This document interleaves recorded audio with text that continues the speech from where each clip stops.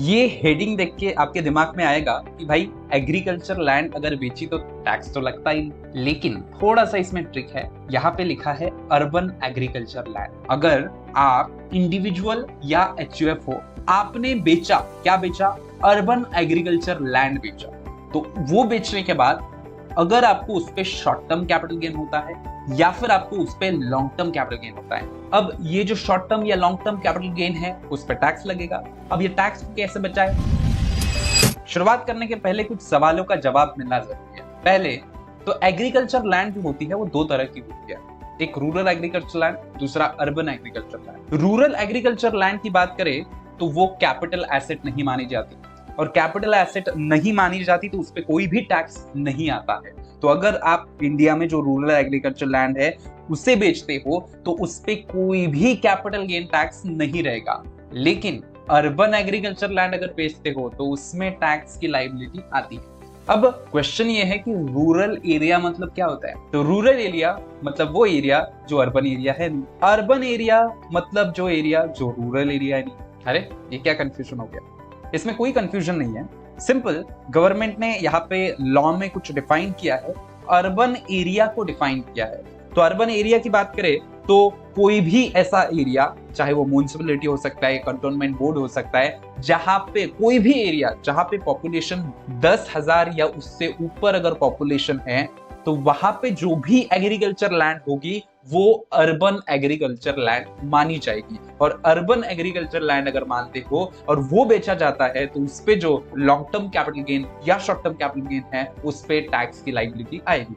अब ये जो एरिया है जहां पे 10,000 या उससे ज्यादा पॉपुलेशन है वो तो एरिया आपका अर्बन एरिया हो गया, लेकिन लॉ में ऐसा लिखा है कि ये जो एरिया है 10,000 या उससे ज्यादा पॉपुलेशन वाला वो तो हम अर्बन एरिया मानेंगे ही, लेकिन उसके आजू बाजू वाला जो एरिया है वो भी हम अर्बन एरिया में कवर करेंगे। अब आजू बाजू वाला एरिया मतलब क्या? तो अगर उस एरिया की पॉपुलेशन 10,000 से ज्यादा लेकिन 1 लाख तक है तो हम वो एरिया को तो अर्बन एरिया मानेंगे ही, लेकिन वो एरिया के आजू बाजू का 2 किलोमीटर वाला हिस्सा भी हम अर्बन एरिया में कवर करेंगे। अगर पॉपुलेशन 1 लाख से ज्यादा अप टू 10 लाख है तो वो एरिया को तो अर्बन एरिया मानेंगे ही, उसके आसपास का 6 किलोमीटर वाला भी एरिया अर्बन एरिया में कवर करेंगे। और पॉपुलेशन अगर 10 लाख से ज्यादा है तो वो सिचुएशन वो एरिया के आसपास का 8 किलोमीटर वाला एरिया अर्बन एरिया माना जाएगा। और अगर आपकी लैंड, एग्रीकल्चर लैंड, ये अर्बन एरिया में कवर होती है तो वो अर्बन एग्रीकल्चर लैंड कहलाएगी। और अगर अर्बन एग्रीकल्चर लैंड कहलाती है तो उस पे जब भी आप उसको बेचोगे तो वहां पे शॉर्ट टर्म या लॉन्ग टर्म कैपिटल गेन आ सकता है, तो उस पे आपको टैक्स पे करना पड़ सकता है। तो सेक्शन 54B का एग्जेम्पशन आप ले सकते हो। यहाँ पे क्या बोला है सेक्शन 54B में? अगर आप इंडिविजुअल या एचयूएफ हो, आपने बेचा, क्या बेचा? अर्बन एग्रीकल्चर लैंड बेचा। अर्बन एग्रीकल्चर लैंड बेचा। एग्रीकल्चर मतलब जहां पे आपने या फिर आपके पेरेंट्स ने वो लैंड का इस्तेमाल एग्रीकल्चर, खेती बाड़ी के लिए किया था लास्ट 2 साल में, तो वो आपने अगर बेचा तो वो बेचने के बाद अगर आपको उस पर शॉर्ट टर्म कैपिटल गेन होता है या फिर आपको उस पर लॉन्ग टर्म कैपिटल गेन होता है। शॉर्ट टर्म कैपिटल गेन कब होगा? लॉन्ग टर्म कैपिटल गेन कब होगा? अब इसमें अगर बेचते समय, जब आप बेच रहे हो वो अर्बन एग्रीकल्चर लैंड, बेचते समय आपने वो लैंड अगर होल्ड किया 24 मंथ्स तक और आपको उस पे मुनाफा हुआ तो वो जो मुनाफा है वो शॉर्ट टर्म कैपिटल गेन हो जाएगा। और अगर बेचते समय वो लैंड आपने 24 मंथ्स मतलब 24 महीने से ज्यादा पीरियड के लिए होल्ड किया और आपको मुनाफा हुआ तो जो मुनाफा रहेगा वो आपका लॉन्ग टर्म कैपिटल गेन हो जाएगा। अब ये जो शॉर्ट टर्म या लॉन्ग टर्म कैपिटल गेन है उस पर टैक्स लगेगा। अब ये टैक्स को कैसे बचाए? तो सेक्शन 54B यहाँ पे बोलता है। तो बोले शॉर्ट टर्म या लॉन्ग टर्म कैपिटल गेन जो भी आपको हुआ वो आप इन्वेस्ट करो। इन्वेस्ट किस में करो? नया एग्रीकल्चर लैंड परचेस करो, चाहे वो रूरल एरिया में हो या चाहे वो अर्बन एरिया में हो, लेकिन आप खेती वाली जमीन खरीदो। अगर आपने खेती वाली जमीन खरीदी तो वहां पे आपको जो भी गेन हुआ उस पे आपको सेक्शन 54B का एग्जेम्पशन आप ले सकते हो। कितने समय में आपको परचेस करना है वो नया एग्रीकल्चर लैंड? 2 साल में आपको परचेस करना है। लेकिन नया एग्रीकल्चर लैंड एक दिन में तो नहीं मिलेगा, समय लगता है, थोड़ा सा देखने के लिए समय लगता है।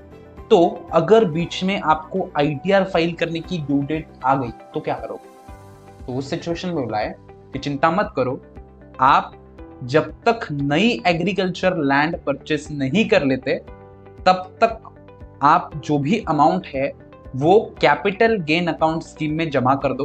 कब तक जमा करना है? तो जो ITR की ड्यू डेट है या फिर जिस दिन आप ITR फाइल करो, विचएवर इज अर्लियर तक आपको ये अकाउंट में पैसा जमा कर देना है। इसका बेनिफिट ये होगा कि आप सेक्शन 54B का बेनिफिट ले सकते हो। कैपिटल गेन अकाउंट स्कीम में पैसा डिपॉजिट करने के बाद ऐसा अज्यूम किया जाता है कि आपने नया एग्रीकल्चर लैंड परचेस किया करके। आपको नया एग्रीकल्चर लैंड परचेस तो करना ही है, लेकिन टेम्पररी सोल्यूशन करके ये कैपिटल गेन अकाउंट स्कीम वहां पे दी है।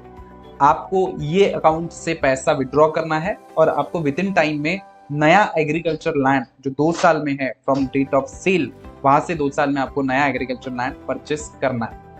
कितना एग्जम्पशन मिलेगा? एग्जम्पशन आपको लोअर ऑफ दिस, एक तो कैपिटल गेन या फिर नई जो आप एग्रीकल्चर लैंड परचेस कर रहे हो, या फिर हो सकता है कि आपको एग्रीकल्चर लैंड अभी तक मिला नहीं तो आपने ये अकाउंट में डिपॉजिट किया।